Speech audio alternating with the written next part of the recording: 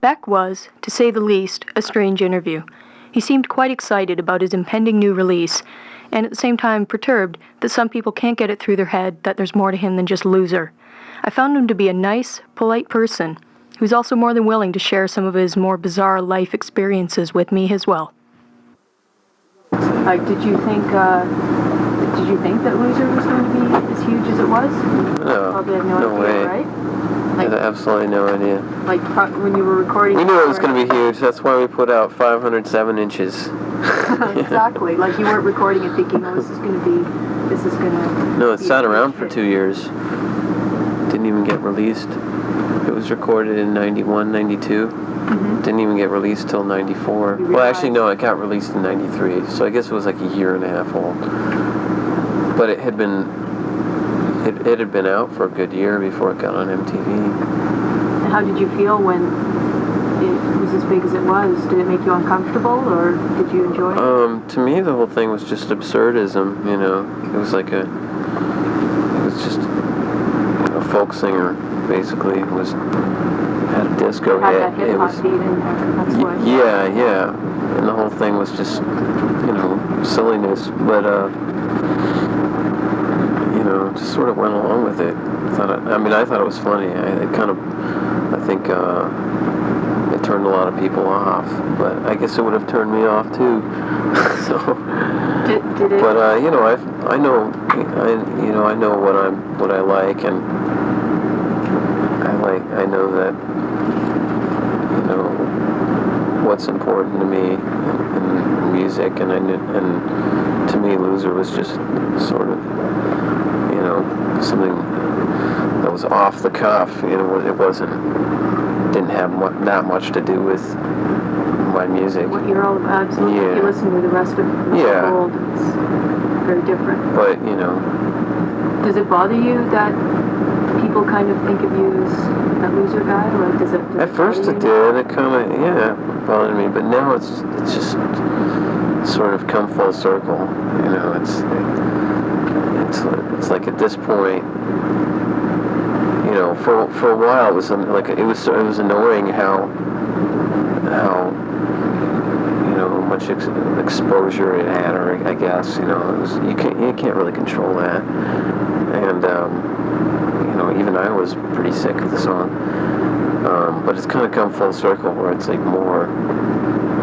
it's more up if we play it than if we don't play it. Do you feel obliged to play it at something like Lollapalooza? We always play it. Even when we're not on Lollapalooza, we always play it because it's, when it comes down to it, it's the song people know, and that's probably why 70% of the people are at a show, because of the song. So, I have no problem with that. It's just a song I did. It's, like I said, it's not that important to me.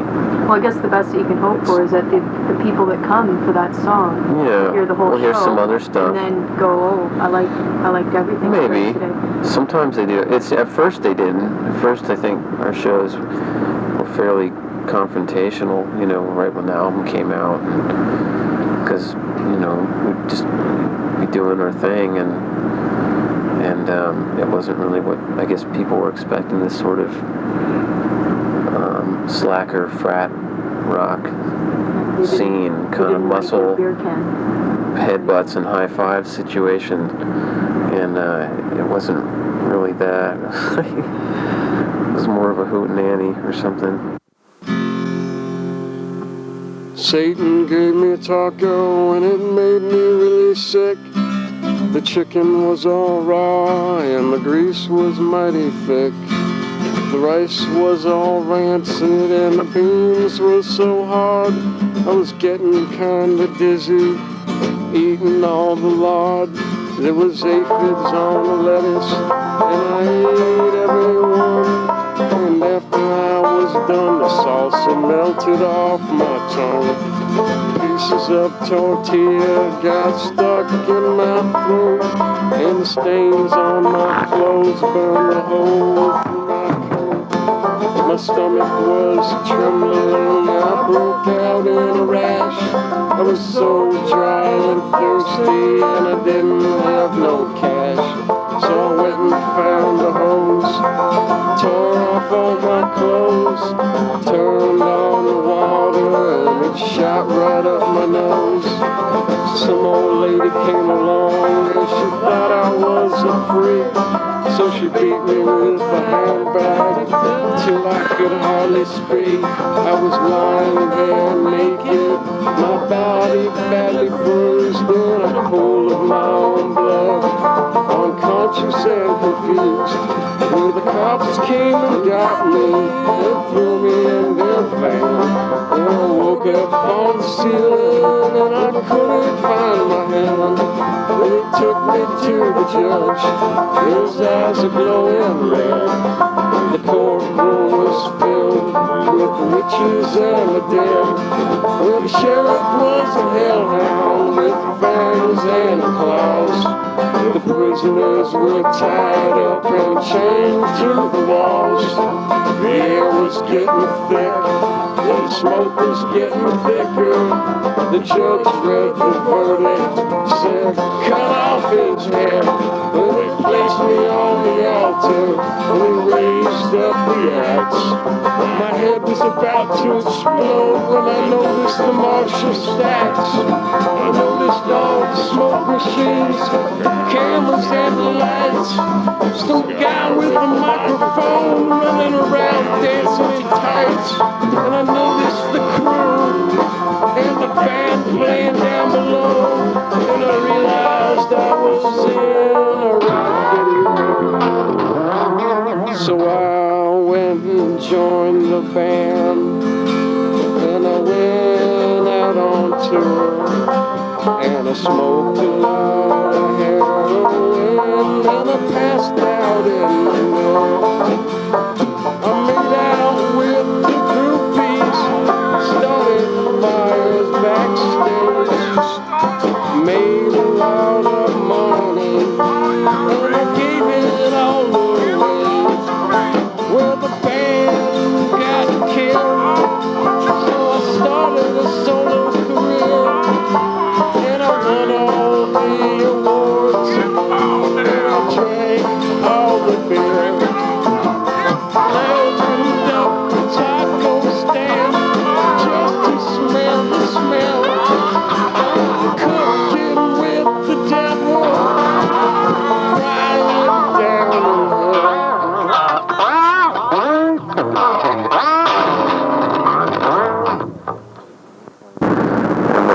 The first tour I did was just me playing acoustic, and that was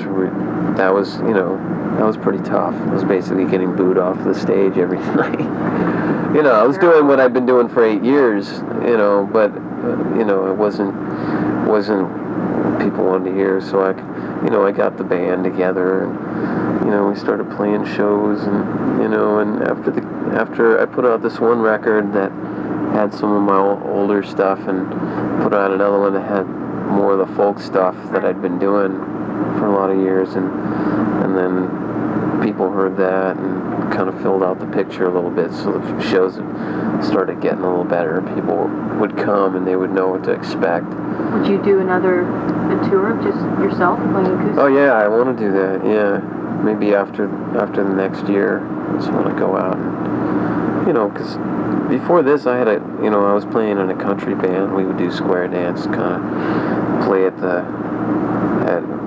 mountain lodges and stuff, just doing Jimmy Rogers and a couple of Hank Williams songs and some originals and just old folk songs, and to me that's where I get energy, playing more folk-based music, and there's a lot more celebration in that. I mean, I grew up with hearing a lot of punk rock, and growing up in LA, Black Flag and all that. I was going to say, some of the songs on Mellow Gold make me think of the Butthole Surfers. Yeah. That much.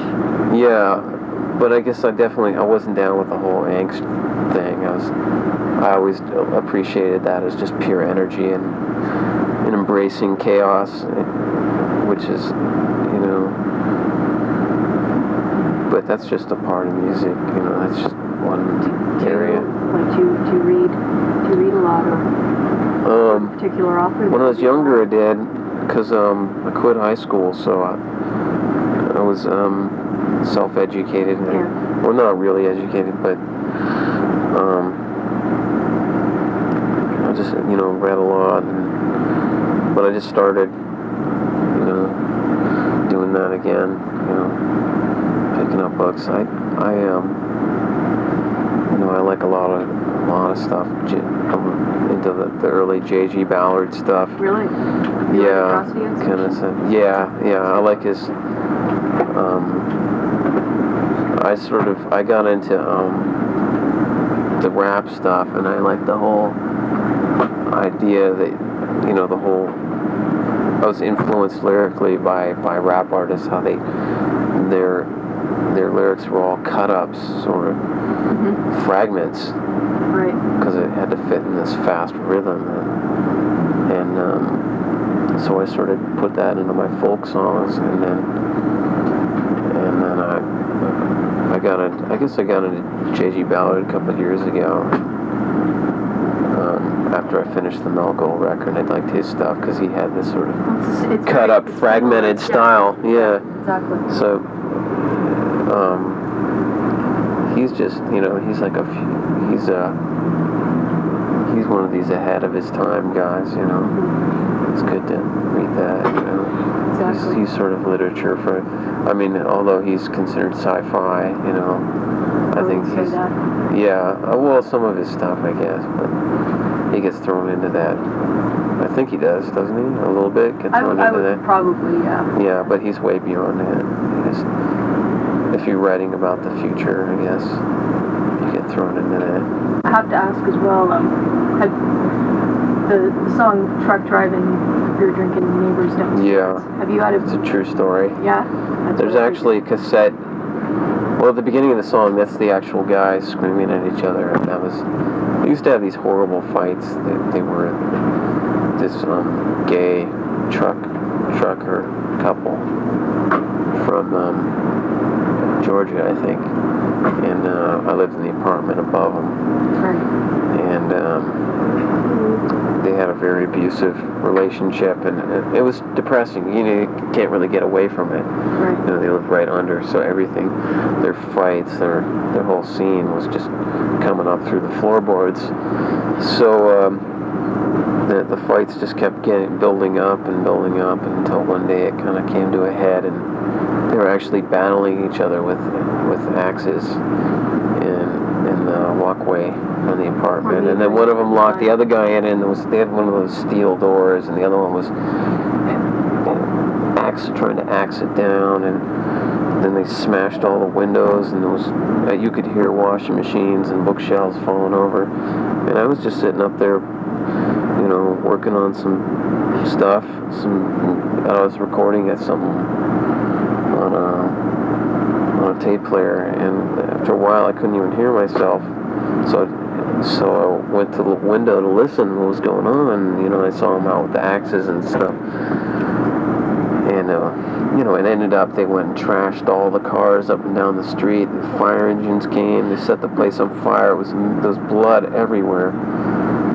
And I just had to get out of there. And then I came back late, and I was really disturbed. I remember getting into my VW and driving up the freeway, and I didn't really have any destination. And it really affected me. So I had this thing sort of boiling, and kind of pulled over and was writing the lyrics down. It was just that violence kind of pressed the button in me, and was the impetus. Yeah. You can't get away from it. It's Yeah, and then the song just sort of ejected out of the whole situation. And then I went back home after a while, and the tape that I was recording, it kept taping, and it taped their whole fight. So the tape was actually amazing. Their whole sort of insane arguments, and they were just at the end of a long road of speed and alcohol and violence and negativity, and so I just sort of stuck it on to the song. It was just a 4-track thing I had, and I was throwing the record together, and decided at the last minute to just stick that one on there, because the whole record sort of had this sort of vaudeville, I don't know, like this sort of comedy, not comedy, but No, I'd say that. sort of terrifying humor. What I don't know what you would call that. Like, Black humor. Yeah, it was terrifying. Sort of circus-like. So I wasn't going to put really any of the folk love ballads or anything on there. It just didn't really have a place. Are you planning on releasing something new soon? Or? Yeah, the album's all recorded. What's it like? I don't know. I don't know. It's fairly random. It's you know, I did it after the whole last year of touring and dealing with all the craziness. It just you know, the week I got back off tour from the last tour we did in Europe, I just got in the studio and started going with it, so I didn't really spend any time sitting thinking what I was going to do or actually writing any real songs. Just got in there and kind of let all this stuff go, and so there's nothing, didn't come out too cohesive, you know.